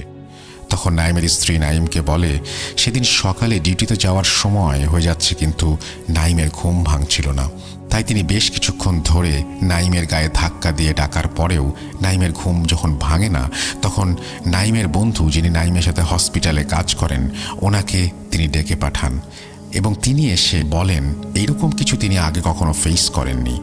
নাইম তখন কোমায় ছিলেন, তাই তার রুমেই যতটা সম্ভব মেডিকেল সাপোর্ট দিয়ে নাইমের চিকিৎসা চলতে থাকে। তার স্ত্রী পরদিন রাতে নাইমের পাশে একটা চেয়ার নিয়ে ঘুমিয়ে পড়ে। এমন সময় সে ঘরের মধ্যে হাঁটা চলার শব্দ পায় এবং তাতে তার ঘুম ভেঙে যায়। দেখে নাইম ঘরের মধ্যে ঘুরে বেড়াচ্ছে। তার স্ত্রী ভাবে এটা কোনোভাবেই সম্ভব না। তিনি নাইমকে কোনো রকমের টেনে বিছানায় শুইয়ে দেন। নাইমের স্ত্রীর আর বুঝতে বাকি ছিল না যে সমস্যাটি বিজ্ঞান সংক্রান্ত কিছু না, তাদের সাথে অলৌকিক কোনো ঘটনা ঘটছে। তাই পরের দিন এলাকার এক ইমাম সাহেবকে ডেকে নিয়ে আসা হয়। উনি বাড়িতে ঢুকেই আল্লাহু আকবার বলে বাড়ির বাইরে এসে নাইমের স্ত্রীকে বলেন, মা, এ আমার দ্বারা সম্ভব নয়, আপনি অভিজ্ঞ কাউকে দেখান। এরপর দিন যেতে থাকে, ঘটতে থাকে নাইমের স্ত্রীর সাথে ঘটনা। বেশ কিছুদিন পর ওই বৃদ্ধ ইমামের সন্ধান পেয়ে ওনার সাথে যোগাযোগ করে বিস্তারিত ঘটনা তাকে জানানো হয়। ইমাম আসেন এবং কিছু আমল করতে থাকেন। ইমাম তার জিনদের সাহায্যে নাইমকে একটা পুরনো কবর থেকে তুলে আনেন, যেখানে নাইমের রূহকে বন্দি করেছিল শয়তান। নাইম তার স্ত্রীর কাছ থেকে সব শুনে বিস্মিত হয়ে বসেছিল। এইবার ওই বৃদ্ধ ইমাম বলেন, বাবা, আমার বয়স হয়েছে, তাই আর আগের মতো শক্তি সামর্থ্য নেই। থাকলে হয়তো চেষ্টা করতাম। তুমি এই জায়গা ছেড়ে চলে যাও, দেখো আল্লাহর রহমতে সব ঠিক হয় কিনা। আমার জিন খোঁজ নেয়ার চেষ্টা করছে, কিন্তু পায়নি। তাদের কোনো খোঁজই পাওয়া যাচ্ছে না। তখন নাইমের স্ত্রী ইমামকে বলেন, আপনার সাথে তো জিন আছে, তারা কিছু করতে পারবে না? ইমাম বলেন, মা, সব জিন সব সময় মোকাবেলা করতে পারে না সবকিছু। নাইম আবার ডিউটিতে যোগ দিলেও সমস্যার সমাধান হয়নি। দিন দিন নাইমের মানসিক অবস্থা খারাপ হতে থাকে, আর তার সাথে ঘটতে থাকে অবিশ্বাস্য কিছু ঘটনা, যা শুনলে হয়তো আপনাদের কাছে রূপকথার গল্প মনে হবে, কিন্তু হ্যাঁ, সত্যি তাই ঘটেছিল তার সাথে। যা বর্ণনা করতে গেলেও কিছু মানুষ যারা এমন কাজ করে তাদের কেউ কেউ শিহরিত হবে। ভয় আমিও পেয়েছিলাম, এটা সত্যি। এবার যা শেয়ার করতে যাচ্ছি, গল্প ভেবেই তা মন দিয়ে শুনুন। অর্থাৎ তিনি অনুরোধ করেছেন, আগেই বলেছেন যে রূপকথার গল্পের মতো শোনাতে পারে। উনি অনুরোধ করেছেন যে গল্প মনে করে হলেও শুনুন। চলুন শুনি তার কথা। বেশ কিছুদিন ধরেই নাইম ডিউটি করছিল। সেদিন রাতে নাইমের কেমন যেন শরীরের মধ্যে অস্বস্তি কাজ করছিল। চোখ মুখে জল দেওয়ার জন্য সে ওয়াশরুমে যায়। বিছানার কলটা ছেড়ে মুখে জল দিচ্ছিল, এমন সময় সে অনুভব করে তার পেছনে কেউ দাঁড়িয়ে আছে। নাইম পেছন ফিরে তাকাতে কিছু দেখতে পায় না। সে একটু ভয় পেয়ে তাড়াহুড়া করে মুখ ধুয়ে ওয়াশরুম থেকে বেরোবে, কিন্তু ওয়াশরুম কেউ যেন বাইরে থেকে লক করে দিয়েছে। নাইম একটা ফ্যাঁস ফ্যাঁসে হাসির শব্দ শুনতে পায়। হাসিটা এমন ছিল যে ওয়াশরুমটা লক করে সে খুব মজা পেয়েছে। হঠাৎ তার পা ধরে হ্যাঁচকা টান দিয়ে কেউ তাকে ফেলে টেনে সরিয়ে দেয়। নাইম উঠে বসে, কিন্তু কিছু দেখতে পায়নি। তখন হঠাৎ করে ওয়াশরুমের লাইটটা চিরচিরি শব্দ করে ফেটে যায়। অন্ধকারে নাইম নিজের হাতটাও দেখতে পাচ্ছে না। সে ফিল করে আশেপাশে একটা শব্দ হচ্ছে। শব্দটা এমন হচ্ছে যে বড় আকৃতির কোনো সাপ চারপাশে ঘুরলে যেমন হবে তেমন। নাইমের ভয়ে হৃদয়টা যেন ভেতর থেকে বেরিয়ে আসতে চায়। সে একটু সাহস সঞ্চার করে উঠে দাঁড়িয়ে দরজায় সজোরে লাথি মারতে থাকে। 3-4টা লাথি মারার পর একটা লাথির সাথে সাথে দরজা ভেঙে যায়। ওয়াশরুম থেকে বেরিয়ে এসে দেখে তার সামনে কালো পোশাক পরা অনেকগুলো মানুষ দাঁড়িয়ে আছে, যাদের একজনেরও মাথা নেই। নাইম কালো পোশাক পরিহিত সেই মাথাবিহীন অবয়বগুলোকে দেখে উল্টো দিকে রুদ্ধশ্বাসে দৌড়াতে থাকে, আর পেছনে দৌড়াচ্ছে ওই কাটা মাথা অবয়বগুলো। তার সাথে চারিদিক থেকে অদ্ভুতভাবে ভেসে আসতে থাকে তাচ্ছিল্যের হাসি। নাইম নিজের কান চেপে ধরে আয়াতুল কুরসি পড়তে পড়তে দৌড়াতে থাকে। এক পর্যায়ে গাছের সাথে ধাক্কা খেয়ে জ্ঞান হারায়। পরদিন নাইমের জ্ঞান ফিরলে নাইম নিজেকে পায় সেই হসপিটালের বেডে যেখানে সে কর্মরত ছিল। সে দেখতে পায় তার স্ত্রী পাশে বসে আছে আর ডাক্তার বন্ধু আছে সেখানে। তারা নাইমকে জিজ্ঞেস করে কি হয়েছিল। নাইম জানায় সবকিছু। তখন ডাক্তার বন্ধুটি বলে, কি বলো ভাই, তুমি অনেকক্ষণ আসছো না দেখে আমিও 4 জন ওয়ার্ড বয় তোমাকে খুঁজতে যাই। ওয়াশরুমের সামনে যাওয়া মাত্রই আমরা দেখি দরজার ভেতর থেকে বেশ কয়েকটা সজোরে লাথি মারলে, তারপর দরজা ভেঙে বেরিয়ে আমাদের দিকে তাকালে আর উল্টো দিকে চিৎকার করতে করতে দৌড় দিলে। আমরা তোমাকে ধরার জন্য সবাই মিলে তোমার পেছনে দৌড়াচ্ছিলাম। তুমি হসপিটালের বাইরে গিয়ে বাগানের দিকে যাওয়া মাত্রই একটা গাছের সাথে ধাক্কা খেয়ে মাটিতে জ্ঞান হারিয়ে পড়ে যাও, আর আমরা তোমাকে উদ্ধার করি। আসলে নাইম ওয়াশরুম থেকে দরজা ভেঙে বেরিয়ে আসার পর হাসপাতালের কর্মীরাই দেখেন আর তারাই নাইমের পেছন পেছন দৌড়াচ্ছিল। কিন্তু এই শয়তানগুলো তাকে জাদু করে ওই সব দেখিয়েছে, এটা নাইম বুঝতে পারে। নাইমের এই মানসিক অবস্থা দেখে হাসপাতাল থেকে তাকে কিছুদিনের জন্য ছুটি দেয়া হয়। চিকিৎসার কারণে এই ছুটি সে পায়। আসলে এ তো আর কোনো ওষুধে সারবে না যে ডাক্তার দেখালেই হবে। নাইম ও তার স্ত্রী বাড়ি ফেরে। নাইমের স্ত্রী কাজের সুবিধার জন্য একটা বুয়া রাখেন যে সব সময় তাদের পাশে থাকবে। সেদিন রাতে নাইমের স্ত্রী ঘুমাচ্ছিল।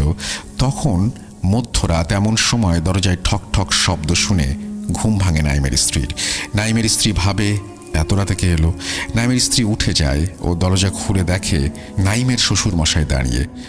নাইমের স্ত্রী তার বাবাকে দেখে একটু অবাক হয়ে জিজ্ঞাসা করে, বাবা, তুমি এত রাতে এখানে কেন? তখন তার বাবা বলেন, তোর মা রাস্তায় অসুস্থ হয়ে পড়েছে, তাড়াতাড়ি চল। নাইমের স্ত্রী জিজ্ঞাসা করতে যাবে, কিন্তু তার আগেই তার বাবা হাঁটা শুরু করে। সে দরজা বন্ধ করে বাবার পেছন পেছন হাঁটা দেয়। বেশ কিছু দূর হাঁটার পর সে তার বাবাকে জিজ্ঞেস করে, বাবা, আর কত দূর? কিন্তু কোনো উত্তরই দিচ্ছিল না বাবা। বেশ কিছুক্ষণ হাঁটার পর একটা ধান ক্ষেত পেরিয়ে একটা ছোট জায়গা, যেটা একটা ছোট পাঁচিল দিয়ে ঘেরা, তার সামনে একটা পুরনো ভাঙা গেট। সেই ভাঙা গেট দিয়ে তার বাবা ভেতরে ঢুকে গেলেন। নাইমের স্ত্রীও তাকে ফলো করে সেখানে ঢুকে যায়। এরপর কয়েকশো পা হেঁটেই দেখেন তার বাবা দাঁড়িয়ে কিছু একটার দিকে তাকিয়ে হাত ইশারা করছে আর মুচকি মুচকি হাসছে। নাইমের স্ত্রী ভালো করে লক্ষ্য করে দেখে একটা জায়গায় মাটি খুঁড়ে স্তূপ করে রাখা, তার পাশে একটা লোক উবু হয়ে বসে কিছু করছে। নাইমের স্ত্রী কাছে গিয়ে দেখে এক চিৎকারে 2 পা পেছনে লাফিয়ে পড়ে মাটিতে। সে দেখে নাইম তার মায়ের লাশের গা থেকে মাংস ছিঁড়ে খাচ্ছে।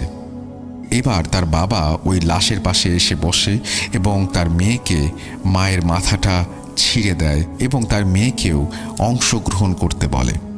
এই দৃশ্য আর সহ্য করতে না পেরে সে একটা চিৎকার দেয়, আর তখনই তার ঘুম ভাঙে এবং সে দেখে যে তার সারা শরীর ঘেমে গোসল হয়ে গিয়েছে। তখনই ভোরের আজানের শব্দ আসতে থাকে আর সে উঠে নামাজ শেষ করে।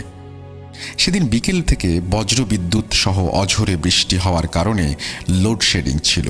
তাই আর বেশি কিছু রান্না না করে সন্ধ্যার রান্না শেষ করে সে। বসার ঘরে 3 জন মিলে বসে কথা বলছিল, নাইম, তার স্ত্রী ও কাজের বুয়া। কথা হচ্ছিল এই বিনা আভাসে বজ্রপাত নিয়ে।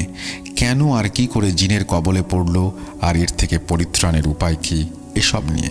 এমন সময় রান্নাঘর থেকে বেড়ালের কান্নার শব্দ আসছিল। কাজের বুয়া তাদের বলে, আমি বেড়াল তাড়িয়ে আসছি। বুয়া মোমবাতি হাতে রান্নাঘরে ঢোকেন আর একটা কালো পোশাক পরা মহিলার অবয়ব বুয়ার দিকে পেছন ফিরে ডাস্টবিনের মধ্যে মাথা ঢুকিয়ে কিছু একটা করছে, এটা বুয়া দেখতে পায়।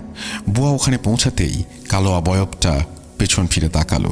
বুয়া দেখল সেই বুয়ার মতো দেখতে একই রকম একটা মহিলা ডাস্টবিন থেকে কাঁচা মাছের উচ্ছিষ্ট অংশগুলো চিবিয়ে খাচ্ছে আর তার মুখ থেকে কিছু উচ্ছিষ্ট চারিদিকে ছিটাচ্ছে এবং সে বুয়ার দিকে খুব রাগান্বিত অবস্থায় তাকিয়ে আছে। এবং এই সমস্ত দেখেই কাজের বুয়াটি জ্ঞান হারিয়ে মাটিতে লুটিয়ে পড়ে।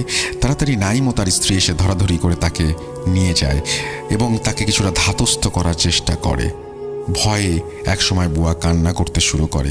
নাইম ও তার স্ত্রী প্রতি রাতে লাইট জ্বালিয়ে আল্লাহর ইবাদত শুরু করে আর দিনের বেলায় ঘুমানো শুরু করে। কিন্তু তাতেও ওই শয়তান রেহাই দেয়নি।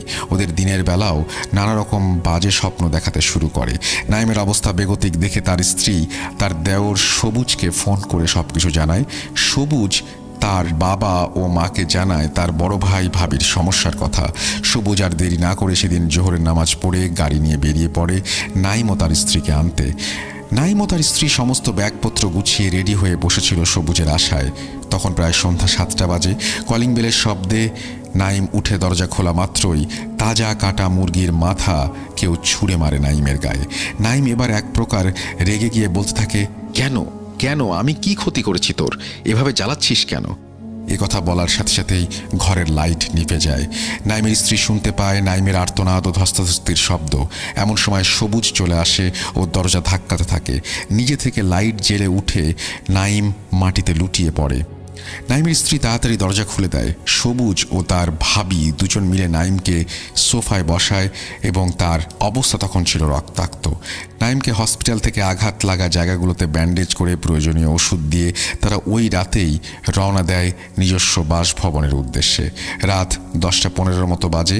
এমন সময় তারা রাতের খাওয়া শেষ করে এই উদ্দেশ্যে একটা হাইওয়ের পাশে ছোট্ট একটা হোটেলে খাবার আনতে চায়। গাড়িতে ড্রাইভার নাইম ও তার স্ত্রী। সেখানেই তারা খাওয়া দাওয়া সারে আবার রওনা দেয়। বেশ কিছু দূর যাওয়ার পর তাদের গাড়িটি সমস্যা করতে শুরু করে। এবার কিছু দূর গিয়ে গাড়িটি বন্ধ হয়ে যায়। গাড়িটা ঘ্যার ঘ্যার ঘ্যার ঘ্যার শব্দ করছে, কিন্তু স্টার্ট নিচ্ছে না। তাই ড্রাইভার ও সবুজ গাড়ি থেকে নেমে ইঞ্জিন চেক করছিল। এমন সময় শেয়ালের কান্নার মতো শব্দ আসতে থাকে। ড্রাইভার ও সবুজ দুজনেই দুজনের মুখের দিকে তাকিয়ে মুখ চাওয়াচাওয়ি করে। তাড়াতাড়ি ইঞ্জিন ঠিক করার চেষ্টা করে। বেশ কিছুক্ষণ পর নাইম গাড়ির ভিতরে ফিরে আসে এবং গাড়ির পাশে দাঁড়িয়ে গাড়ির বাইরের আবহাওয়াটা উপভোগ করতে থাকে। এমন সময় নাইম ফিল করে নাইমের কানের পাশে একটা অজানা কোনো ভাষায় ফিসফিস করে কেউ একটা কিছু বলছে আর হাসছে। হাসিটা মৃদু ছিল। ভয় লাগাতে নাইম গাড়ির দরজা খুলে ভেতরে ঢুকতে যাবে। এমন সময় নাইমের পা ধরে এক অদৃশ্য শক্তি টেনে হিঁচড়ে তাকে রাস্তা থেকে নামিয়ে মাঠের দিকে নিয়ে যেতে থাকে। বাকিরা নাইমের চিৎকার শুনতে পেয়ে সবাই মিলে সেই হাইওয়ে থেকে নাইমের দিকে এগিয়ে যায় এবং 3 জন মিলে নাইমকে ধরে ফেলে এবং হাইওয়েতে উঠিয়ে গাড়িতে ওঠায়। তারা সবাই গাড়িতে বসা চেষ্টা করতে থাকে গাড়ি স্টার্ট দেওয়ার, কিন্তু গাড়ি স্টার্ট হচ্ছিল না। ড্রাইভার কিছু দোয়া পড়ে স্টিয়ারিংয়ে ফু দেওয়া মাত্রই গাড়ি স্টার্ট হয়ে যায়। তখনই গাড়ির গায়ে যদি কোনো জন্তু ধাক্কা দেয় তাহলে যেমন শব্দ হবে সেই রকম একটা শব্দ হয়। তারা সবাই মিলে জোরে জোরে সূরা কালাম পড়তে থাকে এবং তারপর সব কিছু থেমে যায়। তারা বাড়ি পৌঁছায়। তারপর থেকেই নাইমের অবস্থা আরও খারাপ হতে থাকে। সবুজ সাজিদ ভাইকে বলে, ভাই এখন আমার বড় ভাই সারাদিন কোমায় থাকার মতো অবস্থায়। আসরের পর উঠে হামাগুড়ি দিয়ে সারা বাড়িময় ঘোরে। আগে কাঁচা মাছ মাংস খেত, এখন আম্মি যান বড় ভাইয়ের জন্য মাছ মাংস সেদ্ধ করে রাখে। বড় ভাই ঘুম থেকে উঠে সেগুলো খায়। কুকুর যেভাবে খায় ঠিক সেভাবে। এখন অবস্থা খুবই খারাপ। সব শুনে সাজিদ ভাই সবুজকে বলে, চলো তোমার ভাইকে একটু দেখে আসি। সাজিদ ভাই নাইমের রুমে ঢোকে আর রুমের মধ্যে থেকে একটা লাশ পচা গন্ধ পায়। সাজিদ ভাই একাই এই গন্ধটা পাচ্ছিল সেটা সে বেশ বুঝতে পারে। সে নাইমের পাশে গিয়ে দাঁড়ায় এবং লক্ষ্য করে নাইমের মুখে একটা মুচকি হাসি। হাসিতে এটা বোঝানোর চেষ্টা হচ্ছিল যে সাজিদ ভাইয়ের এখানে আসা বৃথা। সাজিদ ভাই মুচকি হাসে, সবুজকে বলে, তুমি আমাদের একটু একা ছেড়ে দাও সবুজ।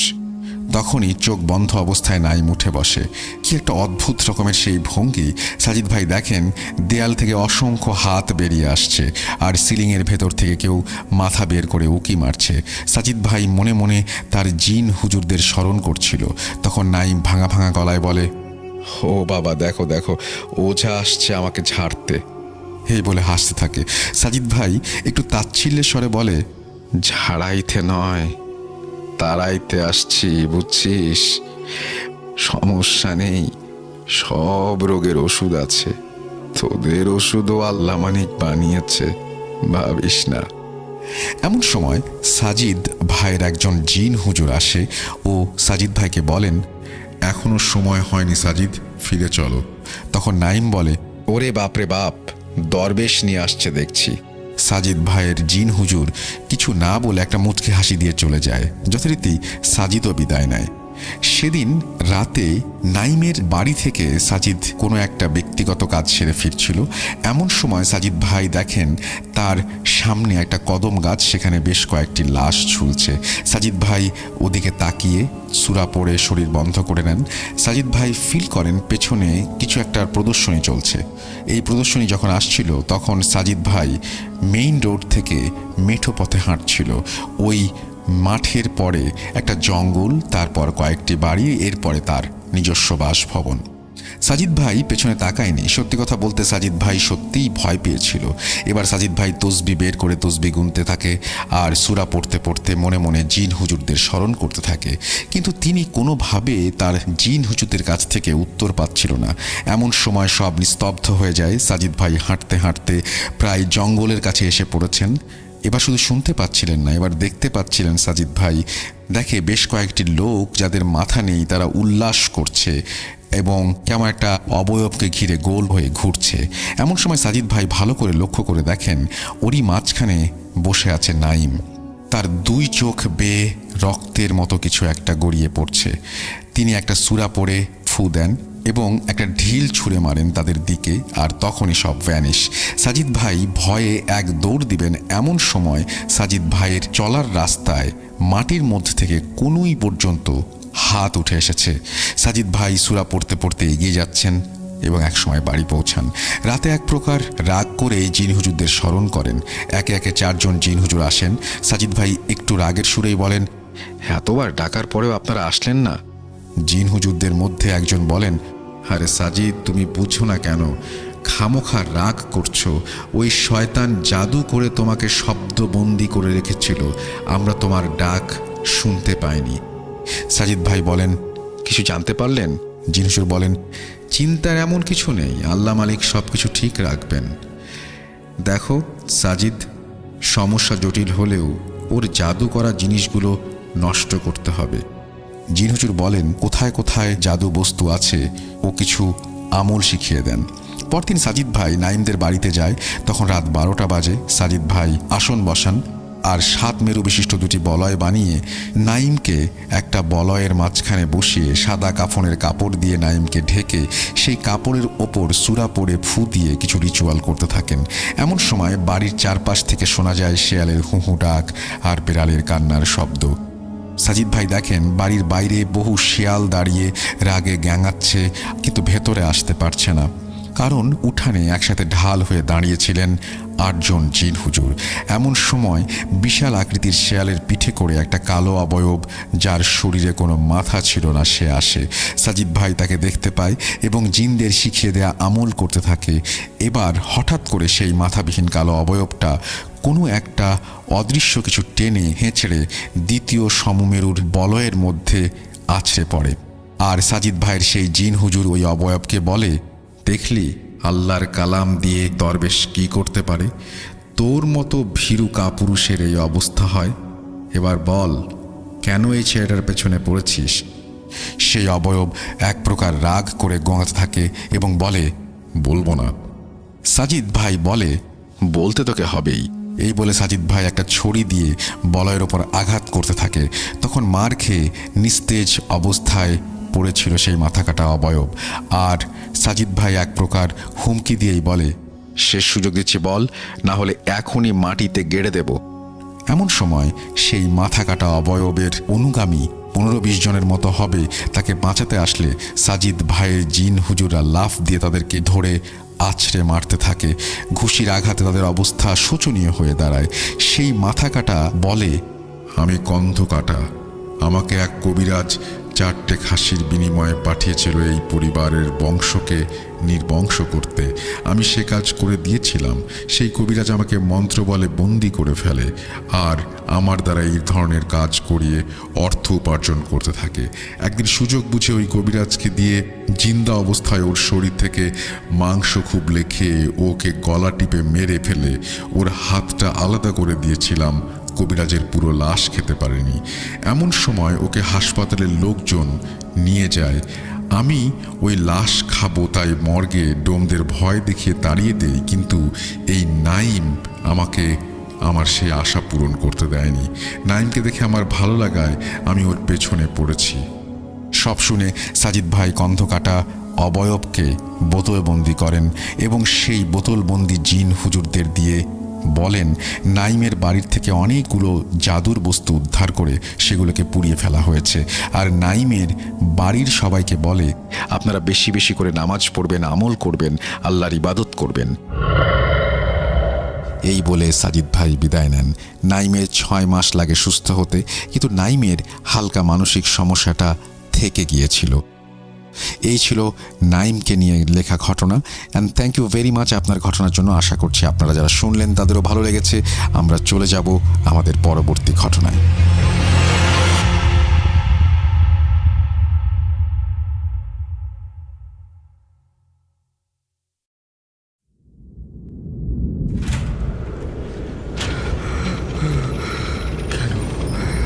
কেন তুমি আসো? আমি শুধু তোমার সাথেই থাকতে চাই। কিভাবে সম্ভব? মৃতদের এই পৃথিবীতে থাকতে নেই। তুমি তুমি চলে যাও, চলে যাও, প্লিজ চলে যাও। সবটাই কি ইলুশন, নাকি অন্য জগতের কেউ কখনো হাজির হয়ে যায় চোখের পলকে? ভূত.com with Russell। Welcome back. আপনাদের সবাইকে 227তম এপিসোডে স্বাগত জানাচ্ছি। কন্ধকাঠা জিন নিয়ে আমরা কথা বলছিলাম, রাইট? এবং আশা করছি আপনাদের ভালো লেগেছে। আমাদের ইমেল অ্যাড্রেস russell.booth.com@gmail.com। আমাদেরকে লিখতে হলে ইমেল পাঠান। আর আমাদের ফেসবুক পেজ হচ্ছে www.facebook.com/russell.স্বাধীন এবং ইউটিউব চ্যানেল হচ্ছে rjrussellbooth.com। জানতে হলে আমাদের চ্যানেল এবং ইউটিউব চ্যানেল এবং আমাদের ফেসবুক পেজের সাথে যুক্ত থাকুন। আশা করছি সব সময় সমস্ত আপডেট পেয়ে যাবেন। আমরা চলে যাব আমাদের পরবর্তী ঘটনায়। যেভাবে লেখা আছে আমি সেভাবেই পড়ে শোনাচ্ছি। আসসালামু আলাইকুম রাসেল ভাই, আশা করি ভালো আছেন। ওয়ালাইকুম সালাম। আমি নাম, ঠিকানা সব কিছু গোপন রাখতে চাই, এজন্য এখানে সেসব উল্লেখ করলাম না। এটা আমার পাঠানো দ্বিতীয় ঘটনা। প্রথম ঘটনা কিছুদিন আগে পাঠিয়েছিলাম, যদিও সেটা এখনও সিলেক্টেড হয়েছে কিনা জানি না, তবুও আরেকটি ঘটনা লিখে ফেললাম। নিজে বলার থেকে ঘটনা আপনি পড়ে শোনালে আরও বেশি সুন্দর হয়ে ওঠে, তাই আমি চাই ঘটনাটি সিলেক্টেড হলে আপনি পড়ে শোনান। আজকে আমি বলবো আমার মামা বাড়ির গ্রামের ঘটনা। আমার মামা বাড়িতে ঘটা অনেক ঘটনাই আছে, আমি তা আমার মায়ের কাছে, নানুর কাছে শুনেছি। মূল ঘটনা শুরুর আগে আমি সংক্ষেপে আমার মামার বাড়ির বর্ণনা দিতে চাই। আমার মামার বাড়ি যেতে হলে শহর শেষে একটা নদী পার হতে হয়। নদী পেরোলেই মূল রাস্তা, যা গিয়ে মিশেছে ঢাকাগামী এক হাইওয়ের সাথে। এই মূল সড়ক থেকে ভ্যান বা রিক্সা করে বর্তমানে আমার নানু বাড়ি যাওয়া যায়। তার জন্য সময় লাগে বড়জোর 10 থেকে 12 মিনিট, কিন্তু স্থানীয়রা হেঁটেই যাতায়াত করে। আমরা যখন ছোটবেলা সেখানে যেতাম তখন এসব রিক্সা বা ভ্যানের সুবিধা না থাকায় নদী পার হয়ে হাঁটা শুরু করতাম। আর সেই দূরত্ব কিছু কম ছিল না, প্রায় 30 মিনিট তো লাগতই। তবে মূল রাস্তা রেখে যেখান থেকে আমার নানাবাড়ির গ্রামের ইটের রাস্তাটা শুরু হয়েছে সেটা সোজা লম্বা একটা পথ। গ্রাম হলেও অন্য অজপাড়া গায়ের মতো এখন আর নেই, অর্থাৎ খুব বেশি বাঁশঝাড় বন জঙ্গল আমরা দেখি না। তবে আম্মুর কাছে শুনেছি যে আগে ওখানে জঙ্গল ছিল, বেশ ভয়ও ছিল। ওই সোজা পথটি ধরে কোনো ডানে বামে না ঘুরলে 15-20 মিনিট হাঁটলে আমার নানা বাড়ি পৌঁছানো যায়। আমার মামা বাড়ির একদম পাশেই একটা কবরস্থান, ওটা পারিবারিক কবরস্থান। আমার মামাদের বংশীয় লোকজন যারা আশেপাশেই থাকেন তাদেরই পারিবারিক গোরস্থান ওটা, যা এখন কালের বিবর্তনে পরিত্যক্ত হলেও আগে ওখানে কবর দেয়া হতো। এখন সেই জায়গাটি একটা অব্যবহৃত পরিত্যক্ত জায়গা মাত্র। আমার মামা বাড়ির আর ওই কবরের মাঝখানে শুধুমাত্র একটি তারকাটার বেড়া সীমানা নির্ধারণের জন্য দাঁড়িয়ে আছে। আগে তাও ছিল না, এবং ওই কবরস্থানের পাশ দিয়েই আমার মামা বাড়ির ভেতরের মূল প্রবেশ পথ ছিল, কিন্তু এখন তা বদলেছে। যাই হোক, আজকের ঘটনা শুনেছি আমি আম্মুর মুখে। আমি জানি না কতটা গুছিয়ে বর্ণনা করতে পারছি, ভুল ত্রুটি হলে ক্ষমা সুন্দর দৃষ্টিতে দেখবেন। একদিন সন্ধ্যার ঘটনা। আমার নানা বাড়ির উঠানে একটা কেটে ফেলা গাছের গুড়ির ওপর সেদিন আমার এক খালামণি বসেছিলেন। ওই দিন ছিল হাটবার।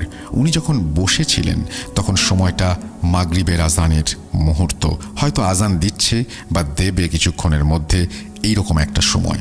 শীতকাল আসন্ন, তাই বেলা ছোট, কিছুটা অন্ধকার হয়ে এসেছে। উঠোনে বসে আমার খালামণি সব হাট শেষ করে ফেরা লোকদের আনাগোনা দেখছিলেন।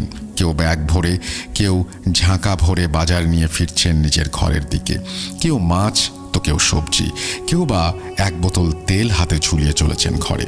উনি ওখানে বসেই দেখছিলেন এক চাচা বয়সী লোক হাতে করে কোনো এক মাছ ঝুলিয়ে হেঁটে আসছেন।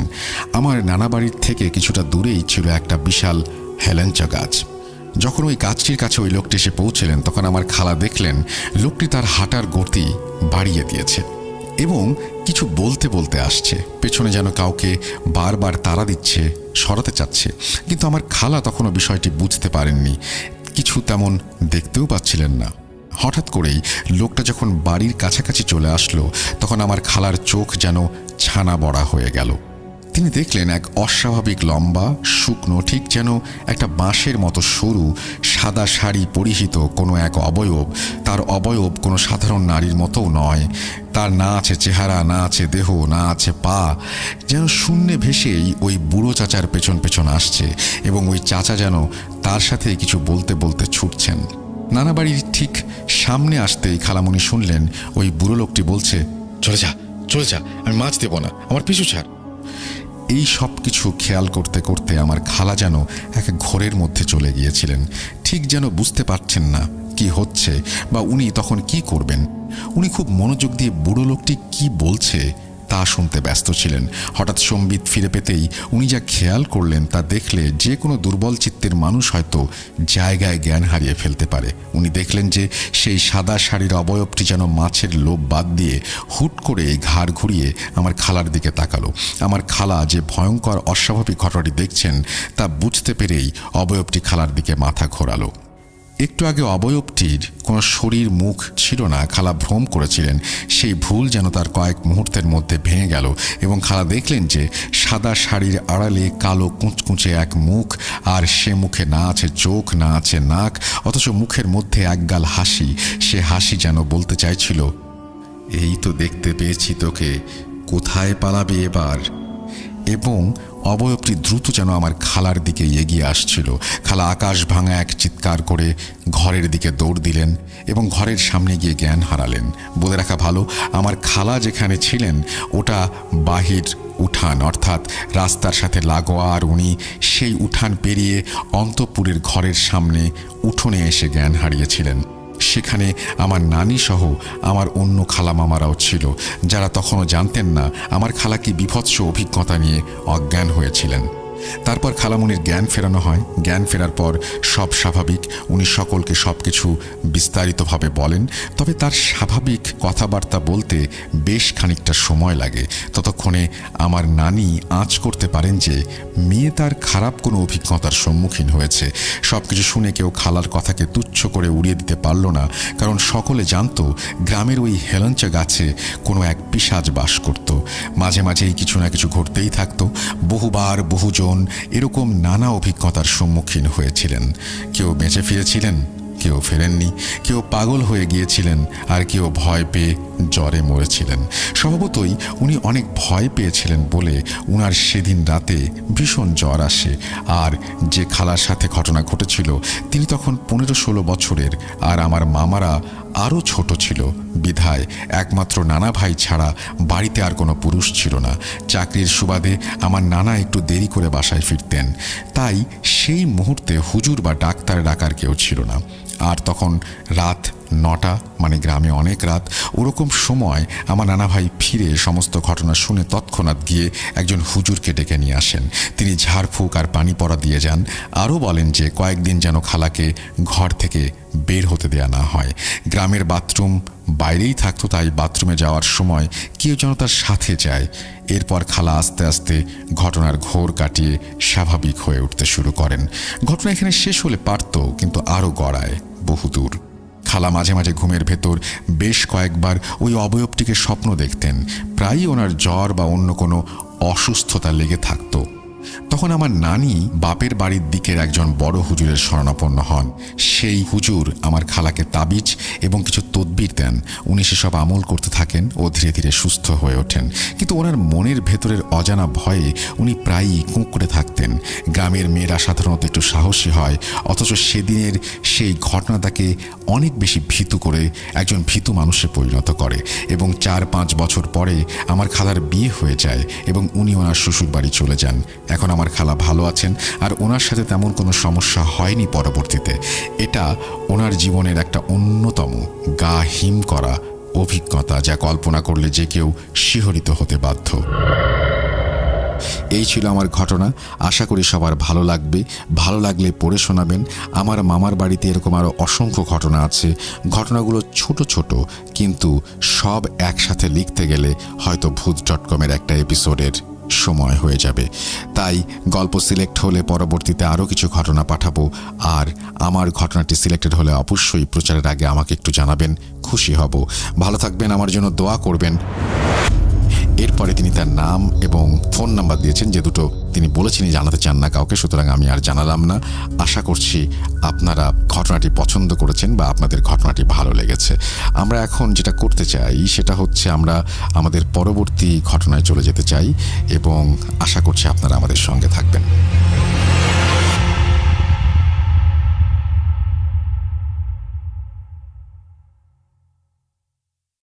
Welcome back. আপনাদের সবাইকে অনেক অনেক ধন্যবাদ এতক্ষণ পর্যন্ত আমাদের সাথে থাকার জন্য। অনেক অনেক শুভকামনা রইল। সব সময় এই ইউটিউব চ্যানেলটি সম্পর্কে আপডেট পেতে আমাদের ইউটিউব চ্যানেলটিকে সাবস্ক্রাইব করুন। আশা করছি আমরা একসাথে অনেকটা পথ হাঁটব। আজকের মতো এখানেই বিদায় নিচ্ছি। সবাই ভালো থাকুন, সুস্থ থাকুন, মোস্ট ইম্পর্ট্যান্টলি ভূত.com-এর সাথে থাকুন। আল্লাহ হাফেজ।